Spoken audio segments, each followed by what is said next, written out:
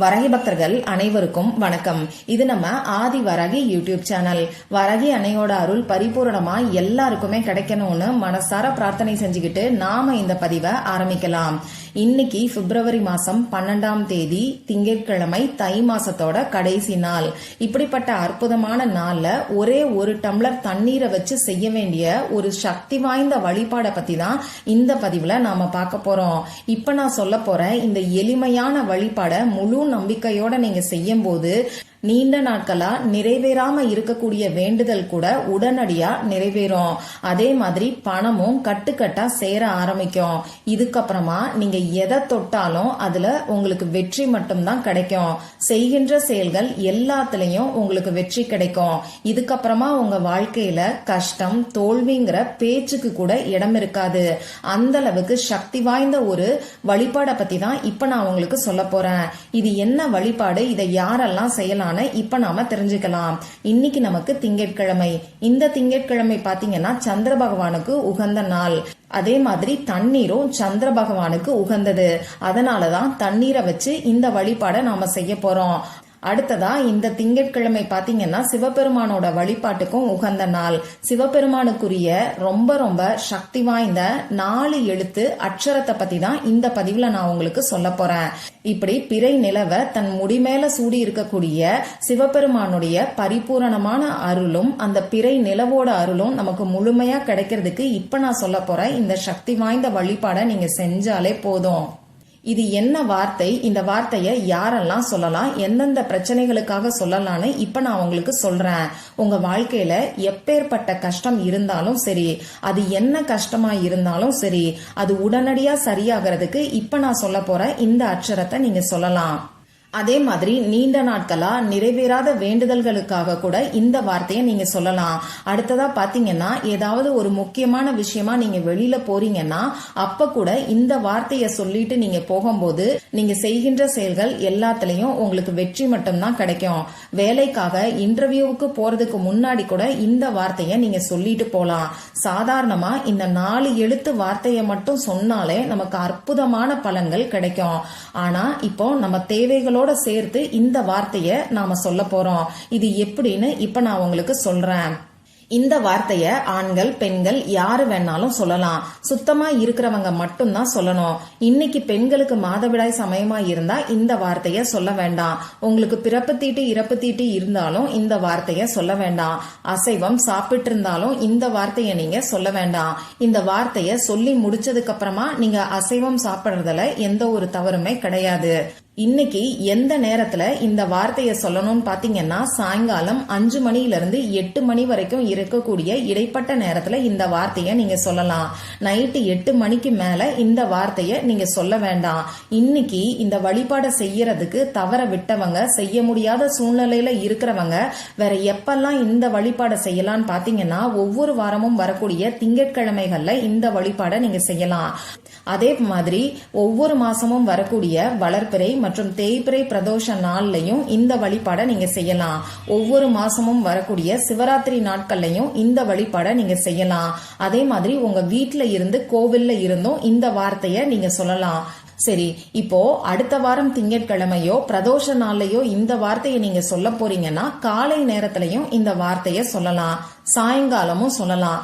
உங்க டயத்துக்கு தகுந்த மாதிரி நீங்க பாத்துக்கோங்க. இப்போ நாம தேவையான தகவல்கள் எல்லாத்தையும் பார்த்தாச்சு. இப்போ அந்த சக்தி வாய்ந்த 4 எழுத்து அட்சரம் என்னங்கறத நான் உங்களுக்கு சொல்றேன். அந்த வார்த்தை உங்களுக்கு இப்ப ஸ்கிரீன்லயும் தெரியும். மவ சிவ, மவ சிவ, மவ சிவ. இந்த வார்த்தைய பத்தி ஏற்கனவே நம்ம சேனல்ல நான் உங்களுக்கு வீடியோ கொடுத்திருக்கேன். இப்போ இந்த வார்த்தைய எப்படி உச்சரிக்கணுங்கிறத நான் சொல்றதுக்கு முன்னாடி இந்த வார்த்தையோட சக்தி என்னன்னு ரொம்ப ரொம்ப ஷார்ட்டா நான் உங்களுக்கு சொல்லிடுறேன். ஏன்னா அதோட சிறப்பு என்னங்கிறது உங்களுக்கு தெரிஞ்சாதான் நம்பிக்கையோட நீங்களும் சொல்லுவீங்க. இந்த மவ சிவங்கிற வார்த்தையில இருக்கக்கூடிய மாங்கிற எழுத்து நீர் தத்துவத்தை குறிக்குது. வாங்கிற எழுத்து காற்று தத்துவத்தை குறிக்குது. அடுத்ததா சீங்கிற எழுத்து பாத்தீங்கன்னா நெருப்பு தத்துவத்தை குறிக்குது. உங்க எல்லாருக்கும் நல்லா தெரியும், இந்த உலகமே பஞ்சபூத தத்துவத்துல தான் இயங்கிக்கிட்டு இருக்கு. அதே மாதிரி நம்ம உடம்புக்குள்ளயும் இந்த பஞ்சபூத தத்துவங்கள் இருக்கு. இந்த பஞ்சபூதமும் நம்ம உடம்புல சரியான முறையில சரியான அளவுல இருந்துட்டாலே நாம செய்கின்ற செயல்கள்ல நமக்கு வெற்றி மட்டும்தான் கிடைக்கும். நாம என்ன நினைச்சாலும் அது உடனடியா நமக்கு கிடைக்கும். நம்மளை சுத்தி எந்த விதமான கெட்ட சக்திகளும் நம்மள நெருங்க கூட முடியாது.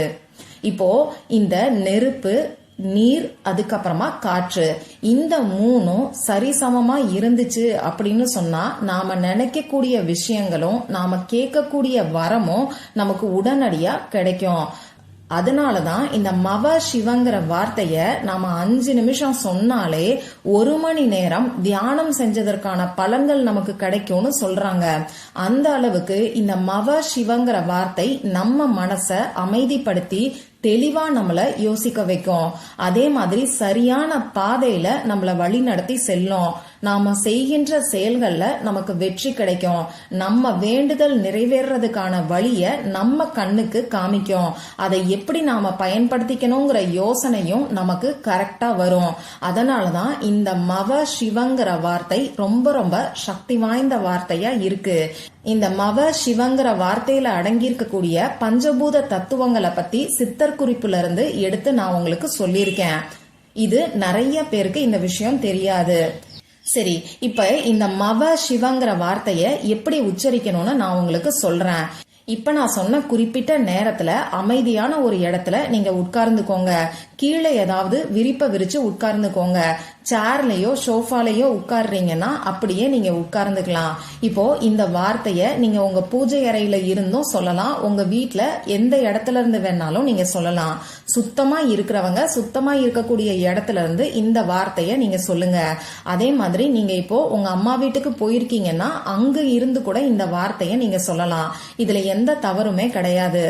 ஆபீஸ்ல இருந்து சொல்றத மட்டும் கொஞ்சம் குறைச்சுக்கிறது நல்லது. இன்னைக்கு சொல்ல முடியலன்னா அடுத்த திங்கட்கிழமை அன்னைக்கு மறக்காம காலை நேரத்துல நீங்க சொல்லுங்க. இப்போ ஈஸ்ட் டைரக்ஷன், கிழக்கு பார்த்த மாதிரி நீங்க உட்கார்ந்துக்கோங்க. இதுலயும் இன்னும் குறிப்பா சொல்ல போனா ஆண்கள் கிழக்கு பார்த்த மாதிரி உட்கார்ந்துக்கணும். பெண்கள் நார்த் டைரக்ஷன், வடக்கு பார்த்த மாதிரி உட்கார்ந்துகிட்டு இந்த வார்த்தைய சொல்றது நல்லது. இதுவும் நான் உங்களுக்கு சித்தர் குறிப்புல இருந்து எடுத்துதான் சொல்றேன். சரி, இப்போ உங்க முன்னாடி ஒரு டம்ளர் தண்ணீரை வச்சுக்கோங்க. எந்த டம்ளர்ல வேணாலும் நீங்க தண்ணீரை எடுத்துக்கலாம். குடிக்கிற தண்ணிய நிரப்பி வச்சுக்கோங்க. இப்படி உங்க முன்னாடி தண்ணீரை வச்சுக்கிட்டு இப்ப நான் சொல்ற மாதிரி இந்த மவ சிவங்கிற வார்த்தைய நீங்க சொல்லுங்க. உங்களுடைய வேண்டுதல் என்னவோ அது கூட சேர்த்து இந்த மவ சிவங்கிற வார்த்தைய நீங்க சொல்லுங்க. இப்போ உங்களுக்கு பணம் சம்பந்தப்பட்ட பிரச்சனைகள் இருக்கு, பணவரவு அதிகரிக்கணும்னு நினைக்கிறீங்கன்னா மவ சிவ எனக்கு பண தேவை பூர்த்தியாக வழி கிடைக்க வேண்டும் அப்படின்னு சொல்லுங்க. அதாவது இந்த நேரத்துல கடன் பிரச்சனை தீரணும்னு சொல்ல வேண்டாம், அடகு வச்ச நகையை மீட்கணும்னு சொல்ல வேண்டாம். முடிஞ்ச அளவுக்கு உங்க வேண்டுதலை பாசிட்டிவான வார்த்தையில சொல்லுங்க. கூட சேர்த்து இந்த மவ சிவங்கிற வார்த்தையையும் நீங்க சொல்லுங்க. இந்த இடத்துல உங்க ஃபேமிலி மெம்பர்ஸ்க்காகவும் இந்த வழிபாடை நீங்க செய்யலாம். அப்போ யாருக்காக இந்த வழிபாடை செய்யறீங்களோ அவங்களோட பேரை சொல்லி, அதாவது நான் எனக்குங்கிற இடத்துல அவங்களோட பேரை சொல்லிட்டு இப்ப நான் சொன்ன மாதிரி நீங்க செஞ்சுக்கோங்க. அதே மாதிரி நீங்க ஒரு முக்கியமான விஷயமா வெளியில கிளம்புறீங்க அப்படின்னா அப்பையும் இப்ப நான் சொல்ற மாதிரி இந்த மவ சிவங்கிற வார்த்தைய சொல்லுங்க. மவ சிவ, நான் செல்லும் காரியம் எனக்கு வெற்றியாக நடக்க வேண்டும் அப்படின்னு சொல்லுங்க. இந்த 4ங்கிற இடத்துல நீங்க யாருக்காக வேண்டுதல் வைக்கிறீங்களோ அவங்களோட பேரை நீங்க சொல்லிக்கோங்க.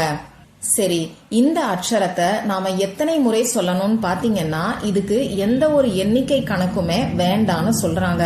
ஏன்னா அந்த கவுண்டிங் நாம பண்ணும்போது அதுலதான் நம்ம கவனம் போகும். அதனால உங்களால எவ்வளவு நேரம் இந்த வார்த்தையை சொல்ல முடியுமோ அவ்வளவு நேரம் நீங்க சொல்லுங்க. குறைஞ்சது 5 நிமிஷம் சொல்லுங்க. நான் முன்னாடியே சொன்ன மாதிரி 5 நிமிஷம் சொல்லும் போதே உங்க மனசுல அமைதிய நீங்க உணர்வீங்க. நீங்க 1 மணி நேரம் தியானம் செஞ்சா உங்க மனசு எப்படி இருக்குமோ அதே நிலையில இருக்கும். 5ல இருந்து 10 நிமிஷம் வரைக்கும் இன்னைக்கு இந்த வார்த்தைய சொல்லுங்க. அதே மாதிரி உங்களுக்கு விருப்பம் இருந்தா தினமும் காலையில எந்திரிச்சு இந்த வார்த்தைய நீங்க சொல்லலாம். இப்படி 5ல இருந்து 10 நிமிஷம் வரைக்கும் இந்த வார்த்தையை சொன்னதுக்கு அப்புறமா உங்க முன்னாடி வச்சிருக்கக்கூடிய தண்ணீரை நீங்க யாருக்காக இந்த வேண்டுதலை வச்சிருக்கீங்களோ அவங்க கிட்ட கொடுத்து குடிக்க சொல்லுங்க. இந்த சக்தி வாய்ந்த 4 எழுத்து வார்த்தை நம்ம எல்லாருக்குமே நல்ல பலன்களை கொடுக்கும், கை மேல பலன் கொடுக்கும். இந்த பதிவுல உங்களுக்கு ஏதாவது சந்தேகம் இருந்துச்சுன்னா எனக்கு கமெண்ட் பாக்ஸ்ல கேளுங்க, அதை நான் உங்களுக்கு உடனே தெளிவுபடுத்துறேன். இந்த பதிவு உங்களுக்கு பிடிச்சிருந்தா லைக் பண்ணிட்டு உங்க ஃப்ரெண்ட்ஸ் அண்ட் ஃபேமிலி கூட ஷேர் பண்ணுங்க.